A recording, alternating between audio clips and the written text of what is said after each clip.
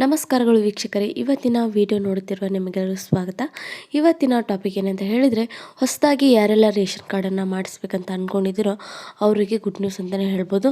ಇವಾಗ ನಾವು ಹೊಸ ರೇಷನ್ ಕಾರ್ಡ್ ಮಾಡಲಿಕ್ಕೆ ಅಪ್ಲಿಕೇಶನ್ ಹಾಕ್ಬೋದು ಅಂತ CM ಸಿದ್ದರಾಮಯ್ಯನವರು ಗುಡ್ ನ್ಯೂಸನ್ನು ಕೊಟ್ಟಿದ್ದಾರೆ. ಮತ್ತು ಯಾರೆಲ್ಲ ರೇಷನ್ ಕಾರ್ಡನ್ನು ತಿದ್ದುಪಡಿ ಮಾಡಿಸ್ತಿರೋ ಅವರಿಗೂ ಕೂಡ ಗುಡ್ ನ್ಯೂಸ್ ಅಂತಲೇ ಹೇಳ್ಬೋದು. ಅದಕ್ಕೆ ಕೂಡ ಪರ್ಮಿಷನ್ನ ಕೊಟ್ಟಿದ್ದಾರೆ. ಸರ್ಕಾರ ಕೊಟ್ಟಿರುವ ಗ್ಯಾರಂಟಿ ಯೋಜನೆಗಳಲ್ಲಿ ಅನ್ನಭಾಗ್ಯ ಯೋಜನೆ ಕೂಡ ಒಂದಾಗಿದೆ.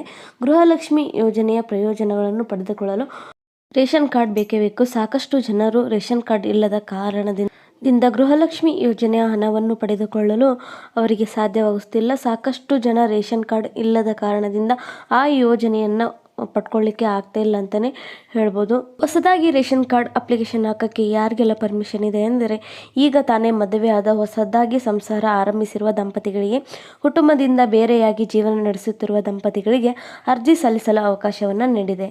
ಮತ್ತು ಹೊಸದಾಗಿ ಸೊಸೆ ಮನೆಗೆ ಬಂದಿದ್ದರೆ ಅಥವಾ ಮಗುವಿನ ಜನನ ಆಗಿದ್ದರೆ ಅವರ ಹೆಸರು ನಿಮ್ಮ ರೇಷನ್ ಕಾರ್ಡ್ನಲ್ಲಿ ಸೇರಿಸಲು ಕೂಡ ಅವಕಾಶವನ್ನು ನೀಡಲಾಗಿದೆ. ಹೊಸದಾಗಿ ರೇಷನ್ ಕಾರ್ಡ್ ಅರ್ಜಿ ಸಲ್ಲಿಸಲು ಹತ್ತಿರದ ಗ್ರಾಮ 1, ಬೆಂಗಳೂರು 1 ಕೇಂದ್ರಗಳಲ್ಲಿ ಅವಕಾಶ ಕಲ್ಪಿಸಲಾಗಿದೆ. ಇನ್ನು ಯಾವಾಗ ಅರ್ಜಿ ಸಲ್ಲಿಸಬಹುದು ಎಂದರೆ, ಈಗಾಗಲೇ 2 ದಿನಗಳ ಹಿಂದೆ ಹೊಸದಾಗಿ ರೇಷನ್ ಕಾರ್ಡ್ಗೆ ಅರ್ಜಿ ಸಲ್ಲಿಸಲು ತೆಗೆದುಕೊಳ್ಳುವ ಕ್ರಮ ಆರಂಭವಾಗಿದೆ. ಹೊಸದಾಗಿ ರೇಷನ್ ಕಾರ್ಡ್ ಮಾಡುವವರಿಗೆ ಅರ್ಜಿ ಸಲ್ಲಿಸಲು ಅವಕಾಶ ನೀಡಲಾಗಿದೆ ಎಂದು KH ಮುನಿಯಪ್ಪನವರು ಕೂಡ ತಿಳಿಸಿದ್ದಾರೆ.